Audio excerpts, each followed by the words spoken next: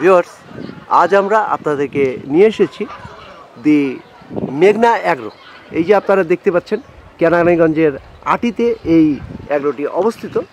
এই খামার থেকে আজ আমরা জানাবো আপনাদেরকে যে ষাঁড় গরুর দাম এখানে কি দামে বিক্রি হয় তা জানানোর চেষ্টা করব। তো চলুন ভিউয়ার্স, আমরা এই অ্যাগ্রোটি সম্পর্কে আপনাদেরকে কিছু তথ্য দেওয়ার চেষ্টা করি। আপনারা দেখছেন দি মেঘনা অ্যাগ্রোর এই ষাঁড় গরুগুলিকে।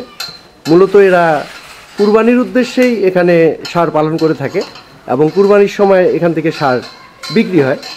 আর সারা বছর এখানে মোটা তাজাকরণের জন্য এই ষাঁড়গুলি, এই যে আপনারা দেখছেন, এখানে অনেক প্রজাতির ষাঁড় রয়েছে এবং অনেক মোটা সোটা ষাঁড়।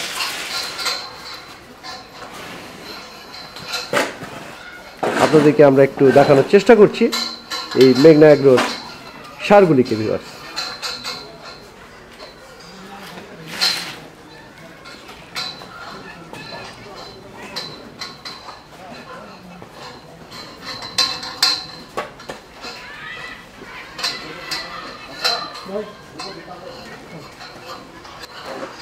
ভিউয়ার্স, এখন আমরা কথা বলবো দি মেঘনা অ্যাগ্রোর স্বত্বাধিকারী জনাব ইব্রাহিম খান স্বপনের সাথে। ভাই, আসসালামু আলাইকুম। ওয়ালাইকুম আসসালাম।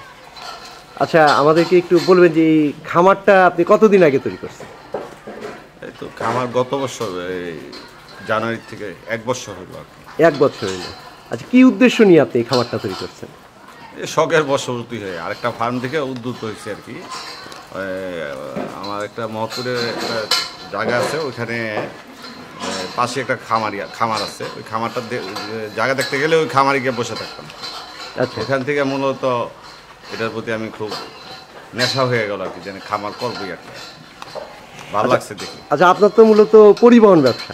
পরিবহন, এই পরিবহন ব্যবসা আর এই যে আপনি এখন এই খামারের ব্যবসা, এই দুটো তো সম্পূর্ণ আলাদা। আলাদা। তো এই আলাদা ব্যবসাটায় আপনি যে আসলেন, তো এই 1 বছর ধরে আপনি এটার সঙ্গে জড়িত আছেন, তো এখন কি বুঝছেন আপনি? এটা যেরকম শখ ওরকম রিস্ক, প্রচণ্ড রিস্ক। গত বছর আমরা গরু তৈরি করছি প্রায় 150। হ্যাঁ, এতে গরুর বাজার ছিল 50%, মানে 50 লাখ টাকা লস। আচ্ছা, আপনি যে লসের কথা বলছেন, লসটা কেন হলো? মানে ক্রেতার থেকে গরুর সংখ্যা বেশি ছিল। লাস্টে 2 দিন মার্কেটে একদম ডাউন, মানে 2 লাখ টাকার গরু 1 লাখ, 1,20,000 এরকম দাম মানুষ বলে। এতে দেখা হতে আমাদের খাবারের টাকাও ওঠে না। পরে আমরা গরু রিটার্ন নিয়ে চলে আসছি ফার্মে। আচ্ছা, আপনারা কি মূলত কুরবানির জন্যই এইটা? কুরবানির জন্য প্রথম বছর আমরা কুরবানির প্রিপারেশন নিয়েই করছি। মানে ভবিষ্যতে কি আপনারা এই ফার্ম থেকে কেউ যদি 1-2 গরু কিনতে চায়, তাহলে সেই ব্যবস্থা কি রাখবেন? জি জি, অবশ্যই আছে। সেই ব্যবস্থা অবশ্যই আছে। হ্যাঁ, সারা বছরই কিনতে পারবে, নিতে পারবে। আচ্ছা, আমাদেরকে একটু যদি বলেন যে এই যে এই গরুটা দেখছি আমরা, আচ্ছা এই গরুটা কি জাতের গরু?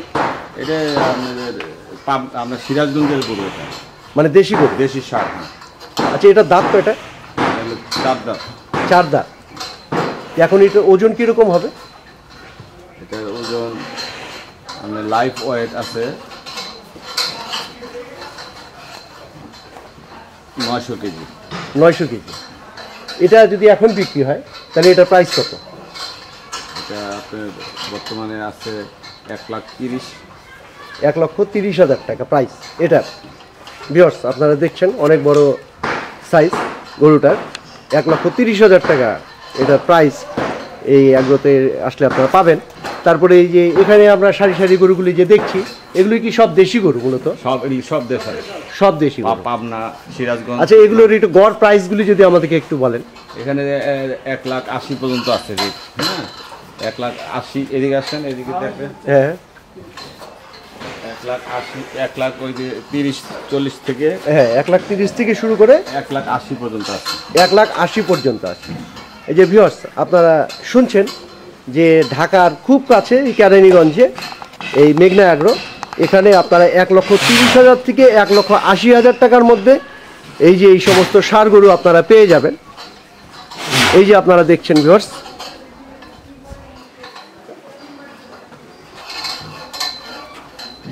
এই যে আপনাদেরকে আমরা একটু দেখানোর চেষ্টা করছি এই মেঘনা এগ্রোর এই গরুগুলিকে। আপনারা আগেই শুনেছেন 1,30,000 থেকে 1,80,000 মধ্যে আপনারা এই সমস্ত গরু আপনারা পেয়ে যাবেন।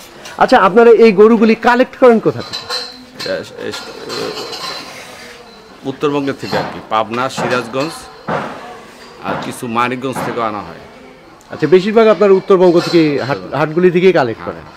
আচ্ছা, কালেক্ট করার পরে আজ কি ধরনের গরু কালেক্ট করেন? যেগুলি আমাদের আরো বড় গরু ছিল, যেমন হরিয়ানা, সিন্ধি, রাজস্থান, ওগুলি ঈদের সময় বিক্রি হয়ে গেছে।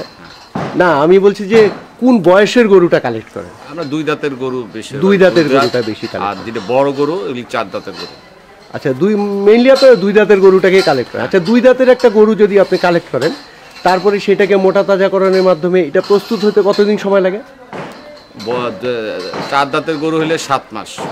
4 দাঁতের গরু 6 থেকে 7 মাস। আর 2 দাঁতের হইলে? 2 দাঁতের গরু 4 থেকে 5 মাস।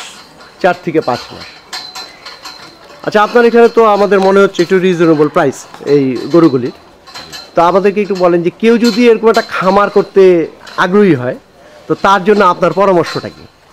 পরামর্শ, আগে তাকে যুব উন্নয়ন প্রশিক্ষণে ট্রেনিং প্রাপ্ত, অবশ্যই ট্রেনিং নিতে হবে। হ্যাঁ, ট্রেনিং না জেনে চিকিৎসাটা নিজের শিখতে হবে। ইনজেকশন পুশ করতে হবে খামারির নিজের। ডাক্তার আসবে, তারপর গরু অসুস্থ হলে চিকিৎসা করবে, তাহলে গরু টিকানো কঠিন ব্যাপার।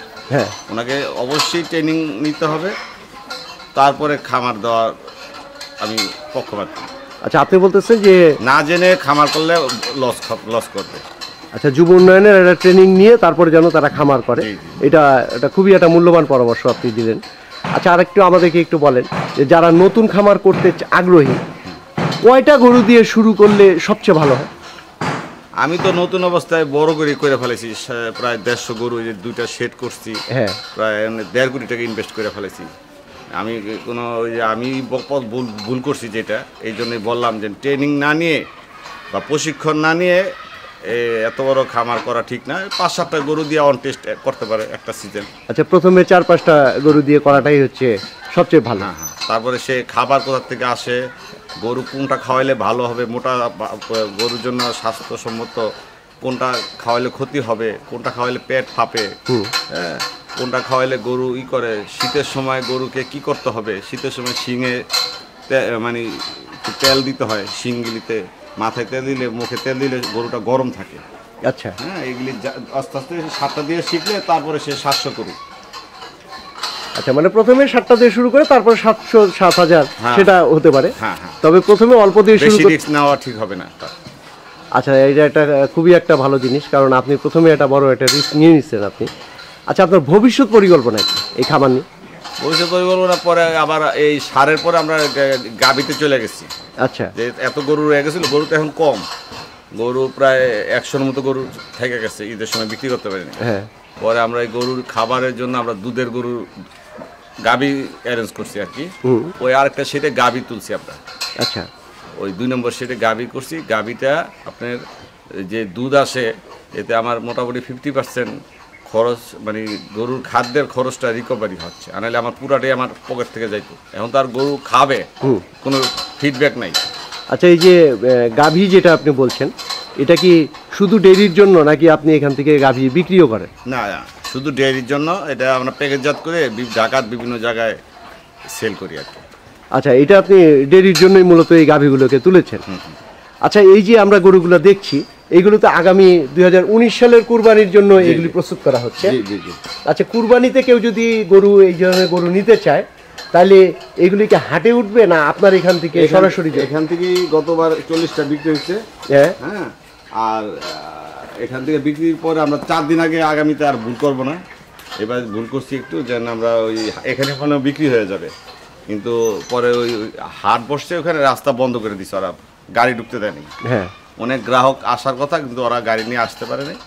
এই কারণে আমাদের বেচাটা প্রায় শেষ মুহূর্তে 4 দিন আগে বন্ধ হয়ে গেছে। তো আমি অন্য কাজে ব্যস্ত ছিলাম, পরিবহনের কাজে। আর মূলত যে লোক আমার গরুগুলি বিক্রি করবে, যারা যে টিম, ওরা ওই মেইন লোকই অ্যাবসেন্ট ছিল, মানে পারিবারিক কারণে। এই কারণে গরু বেচা হয় না আর কি।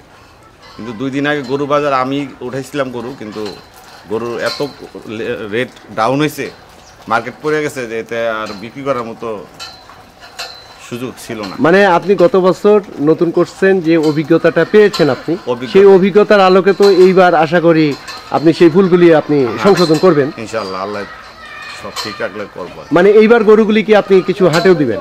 আমরা আগে হাটে উঠে ফেলবো, প্যান্ডেল করে আমরা আগেই হাটের 4 দিন আগে হাট, 5 দিন আগে হাটে, আমরা 3 দিন আগে গরু সেল করে দেবো। আচ্ছা, চান রাত্রে আশা থাকবো না। আচ্ছা, গরু তো আপনি আরও তুলবেন? হ্যাঁ, গরু তো আসবে, এই 7 দিন পরে গরু আসবে। গরু আসবে। আচ্ছা, আপনি এই যে যে এত বড় একটা খামার করেছেন আপনি, এবং আপনার পরবর্তীতে এই খামার আরও বড় হবে এই আশাই আমরা করি। তা আপনাকে অসংখ্য অসংখ্য ধন্যবাদ। আপনাকেও ধন্যবাদ। জি, আপনাকে অসংখ্য ধন্যবাদ। সো ভিউয়ার্স, আপনাদেরকে এতক্ষণ আমরা দি মেঘনা অ্যাগ্রোর এই ষাঁড় গরু সম্পর্কে আমরা জানানোর চেষ্টা করলাম। এই ভিডিওটি আপনাদের যদি ভালো লেগে থাকে তবেই আমাদের সার্থকতা। আপনারা ভালো থাকবেন সবাই। আপনাদের সকলের জন্য অসংখ্য অসংখ্য শুভকামনা ভিউয়ার্স।